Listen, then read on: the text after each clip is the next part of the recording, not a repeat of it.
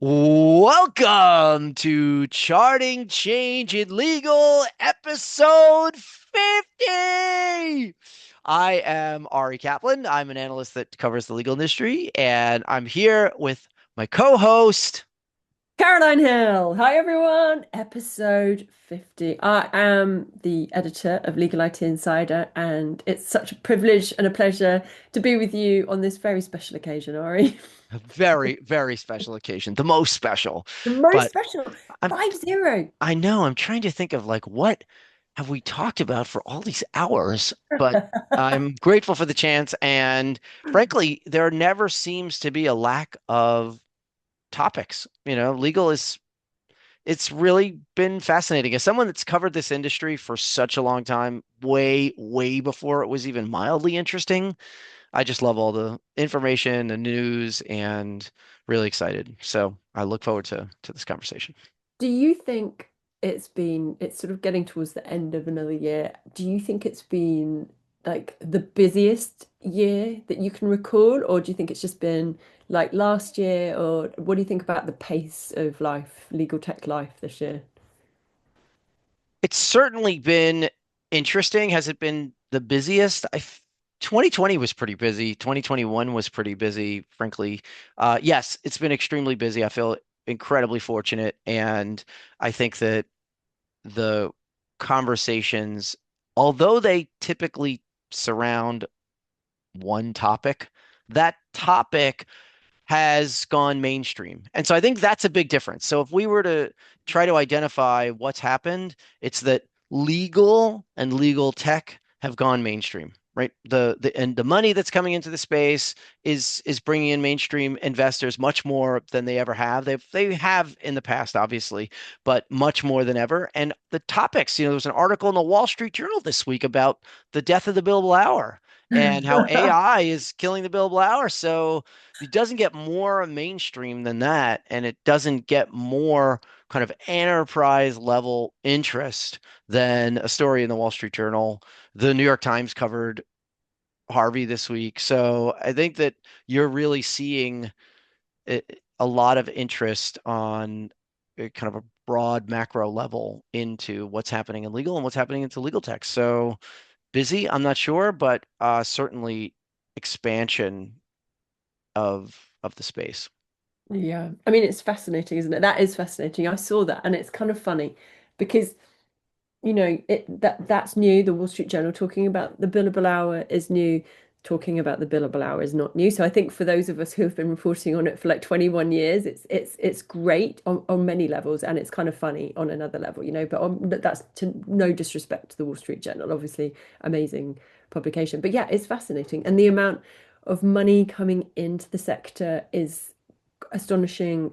It's causing some concern, obviously, around an AI bubble. There's a lot of conversations this year around that, which I know from my conversations with the people that are receiving the money, they're sort of talking convincingly about the fact that it's not a bubble, that there's lots of good reasons for that investment. You'll have seen I spoke this week to Winston Weinberg at Harvey. They've just done another raise, 160 million, which actually Forbes was the first to pick up, I have to say, a month ago. But anyway, they wrote about it before it was official.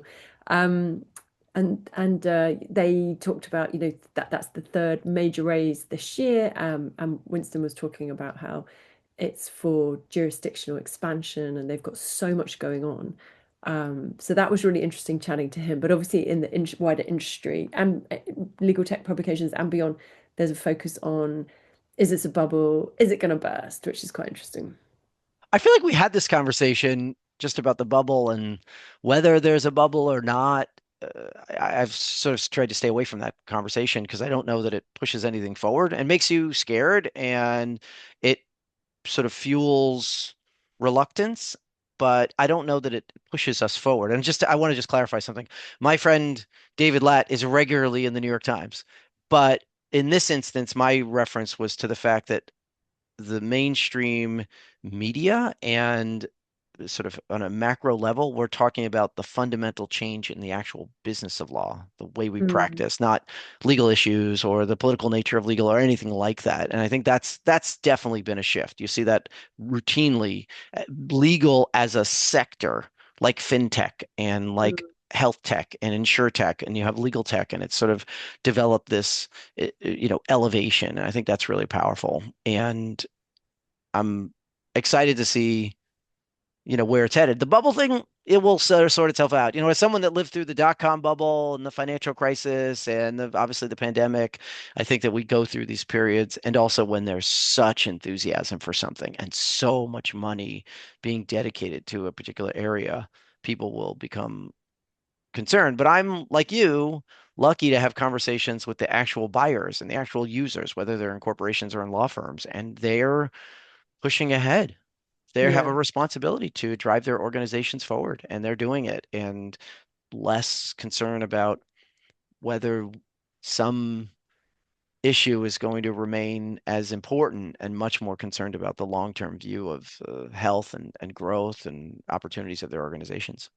And actually, so the conversations are shifting increasingly around things like the practicalities, the frameworks, the it's not we've talked for years for a long time about not if but when, but it's really drilling down into the governance and some quite sophisticated governance now in place across firms. So we hosted, so I think you and I haven't caught up for a while, but so like I think we had our 30th. I don't think we've had a chance to catch up, but maybe we did. But one of our panels was on security and governance and embedding AI risk frameworks across the firm and mapping it to enterprise risk frameworks and giving people personal responsibility for AI risk and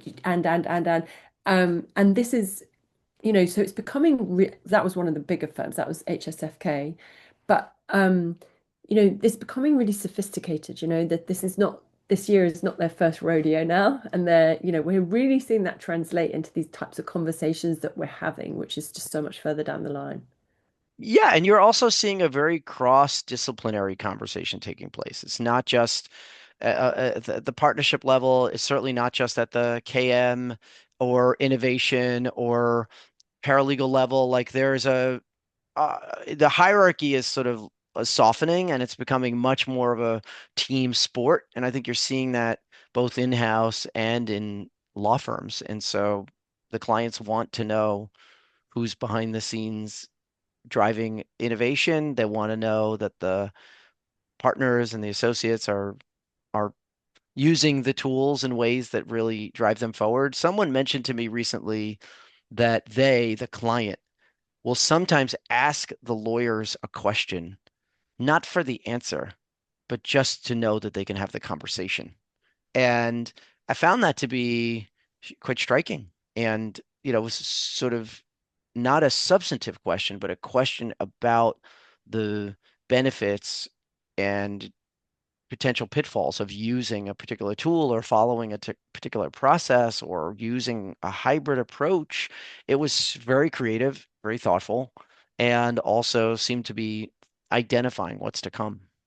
What do you mean? Why would they just see if they could have that conversation? What do you mean? They want to know that their teams are fluent in ways to use new Testing. technology. And it wasn't necessarily just artificial intelligence. Obviously, that gets all the attention, but many organizations have a conversation about artificial intelligence, and really what they need is document automation or some other type of automation. And that conversation is happening more because there's an expectation that people will know. And also, if they don't know, someone in their organization will know and they could find the answer. They want to Yeah. know that that organization, that firm, is in addition to being expert in the law, which is an obvious reason they're having a conversation, but they can also, from a business of law standpoint and a sense of like what that holistic project is going to look like, can offer creative, proactive ideas that will benefit the client. And even if, because I know this is a complicated conversation still, even if they can't quite highlight the ROI and financial metrics that they can show that there's benefit, and that benefit wouldn't necessarily have occurred a year ago or 6 months ago, and certainly not with every organization.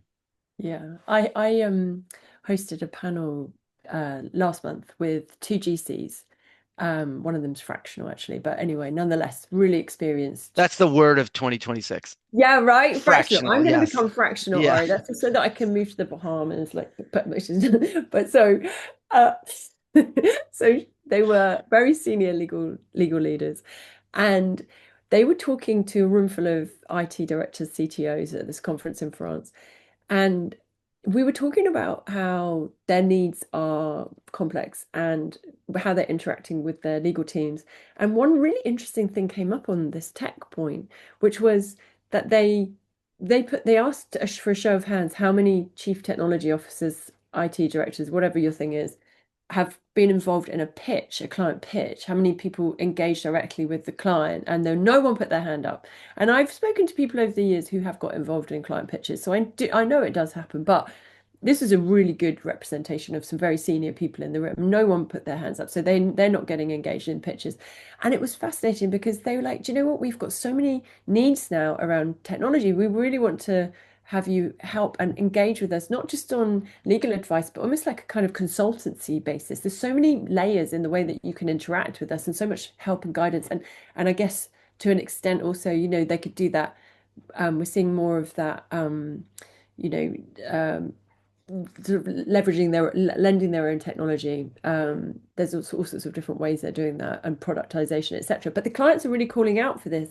And you just query our firms, they're well versed in AI now. They're having conversations sometimes around the cost point, but are they really stepping up and going, hey, we can have this really sticky technology based conversation? I think that was kind of fascinating. Yeah, this is going to be an interesting period because there's clearly time saving, and the question of what will people do with that time is Mm, still unanswered. However, the idea of providing and proactively offering consulting services like hmm. the type that you're mentioning, where the firm can bring in talent from other areas that aren't necessarily practicing law, is powerful. And I have routinely said this to organizations, your clients, while they're often, because they have enterprise level investments ahead in certain technology, from a generative AI standpoint and a bandwidth standpoint, the law firms are really investing in this, and over the years have really made great strides and can provide guidance to their clients and to the entire legal department. And I think that that is an opportunity that I hope firms won't miss, that they will seek out, especially if there's a few hours here and a few hours there. It'll add up. And if they're looking to try to find ways to continue to create value, that seems to be a perfect opportunity. No brainer. And actually, the GCs, it was funny because they were sat through a whole bunch of this. It was a very techie conference, and that some of the vendors there were given a very generous amount of time to present their own tech to the room.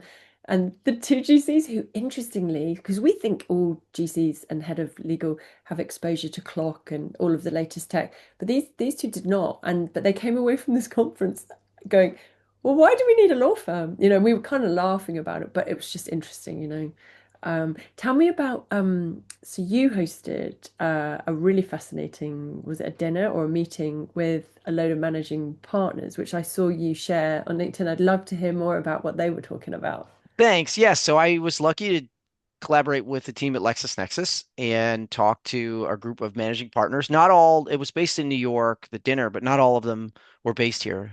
Several came in from out of town, and the range of firms was 50 something lawyers to over 1,000. And they were the actual leaders of their organizations, whether their title was CEO, managing partner, chair, etc. And it was such a privilege to be in the room with them to facilitate that conversation. And they were incredibly candid, a lot of fun, very enthusiastic and optimistic about the future of legal, and honest about what's changing. And I think that that's a hallmark of leadership in legal now, to be open and honest. You see law firm leaders talking, for example, about private equity investment. They're not necessarily immediately going to do it, but are acknowledging that the legal is a business and businesses have investors, as we're seeing in all kinds of businesses in the industry. And there's, interesting issues about training and staffing projects and identifying future leaders and succession planning. And so it's obviously when you gather a group of leaders of larger organizations, they will probably be closer to my age, for example, middle age, let's say. And so they are thinking, I've had quite a successful career. How do I make sure that those who come after me have that same success? How do I make sure that we leave this organization in a way that allows future leaders to continue to drive it forward? I think that you're seeing a lot of general counsel, especially thinking about the legacy of their leadership, and they are having lots of conversations. You mentioned being at an event where the GCs on your panel were very candid about what they're seeing and what the opportunities are. I think first they're really thinking about their organizations personally and the legacy of what they've done, and also what can they do to create an even stronger relationship. I don't think that what we're seeing is a dilution of the relationship between the client and the lawyer.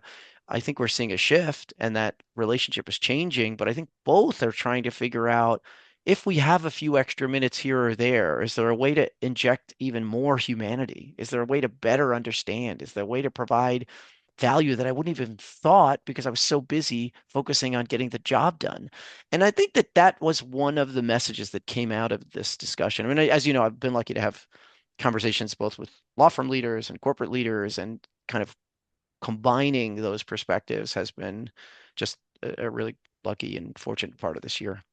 That's fascinating. Well, well done, because it's not always that often even that you get to have a group of those people, and it's a credit to you that they wanted to come and be a part of it. And obviously with LexisNexis, I think that sounds fascinating, and I we won't dive into it now, I'm sure, because I'm sure some of it was confidential, but the private equity from the US perspective is just fascinating in terms of how firms are now moving forward. And obviously in the UK we've had the Legal Services Act, which opened things up, and we've got all kinds of different, constructs. And in America, it seems that there's progress being made, but in a very much more subtle way, right? Like with sort of managed services companies, and like it seems like there's progress in that area. They're finding ways around the fact that the law hasn't changed, which is really fascinating. Yeah, I also, from a practical standpoint, I have to say, you and I produce a lot of research. You collaborate with RSGI, and I recently this week I was surprised at how much interest there was. But I took one of my reports. I do several annual reports: a report on legal operations, a report on mid-sized law firms, a general counsel report, and a few others. And I put my mid-sized law firm report into Notebook LM, and I asked it. First of all, I love it when it just creates a podcast like us chatting. It's fascinating to me, and honestly, I feel heard. I put this in, and I'm like, oh my gosh, it totally got me. It totally got what I was trying to convey. It picked up all the messages, but now it has even more amazing features. You can create an infographic, and I did that. It pulled out. It created this beautiful visual that really was striking in terms of the data that it pulled out, which was so impactful, and also a little video.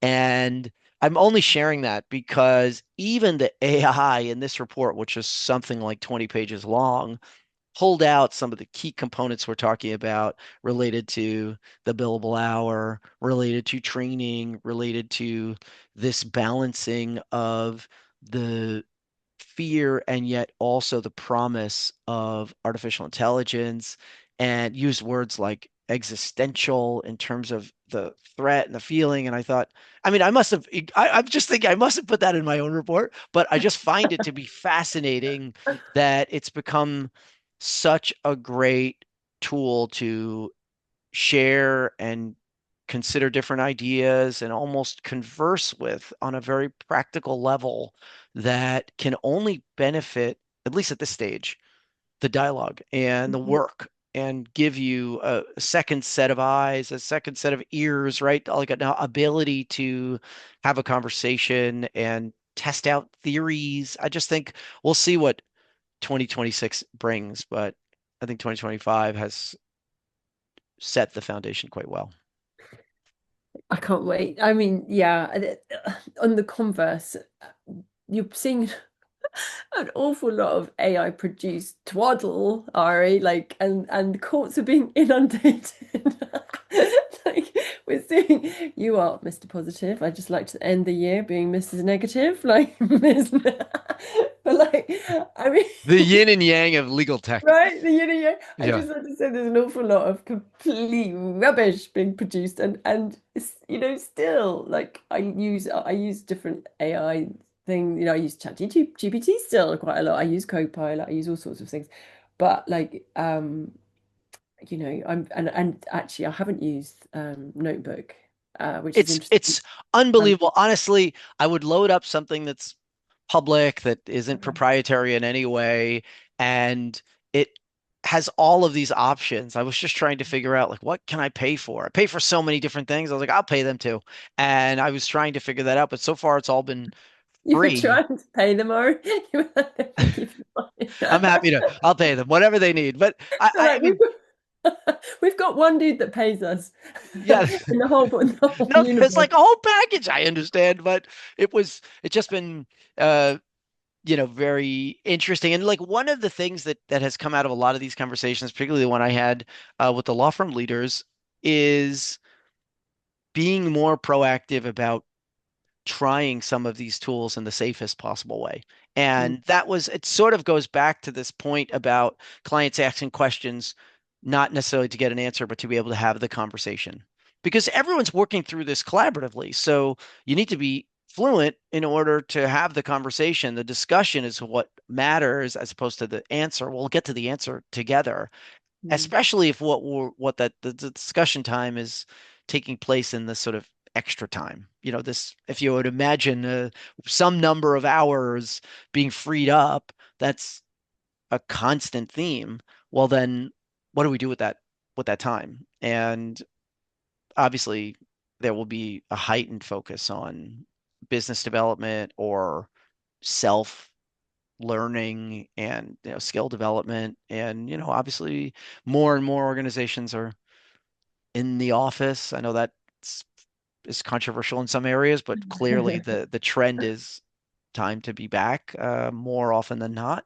So all of those things will contribute to certainly growth and learning. Seems And I think next year we're going to see, so there's already a lot more focus on ROI, and it's interesting.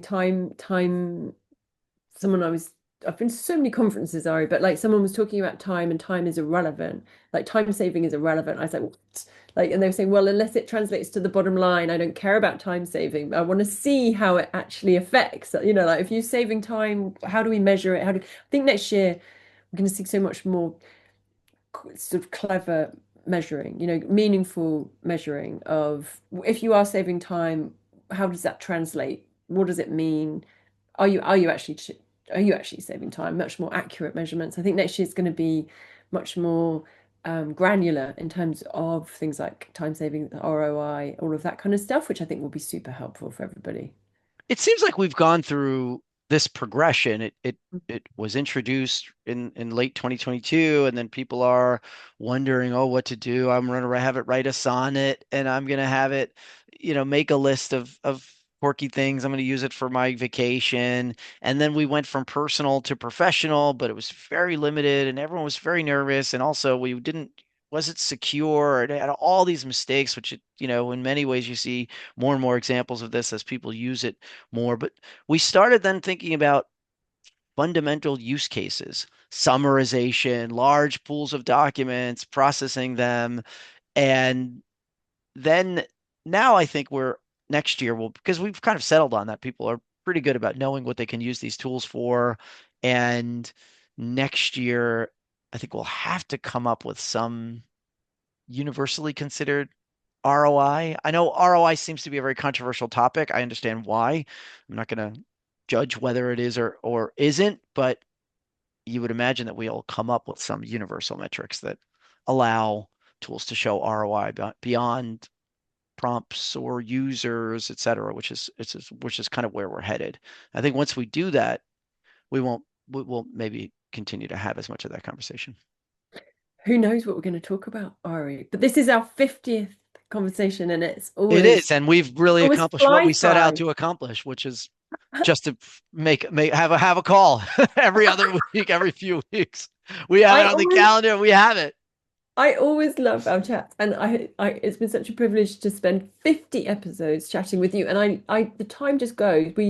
We cover so much ground, and it's been such a pleasure to track all of these different changes at this incredible time. I think we'll look back, in years to come and realize that we were talking to each other during a period of we know that we're in a period of such intense change, but in a few years, I think we'll look back and be kind of gobsmacked at everything that we were going through at the time, and it's always so great to reflect on all of this stuff with you.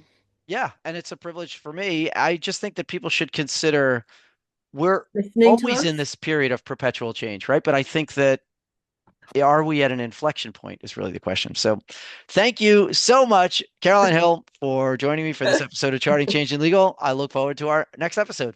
Okay, thank you. Thanks, everyone.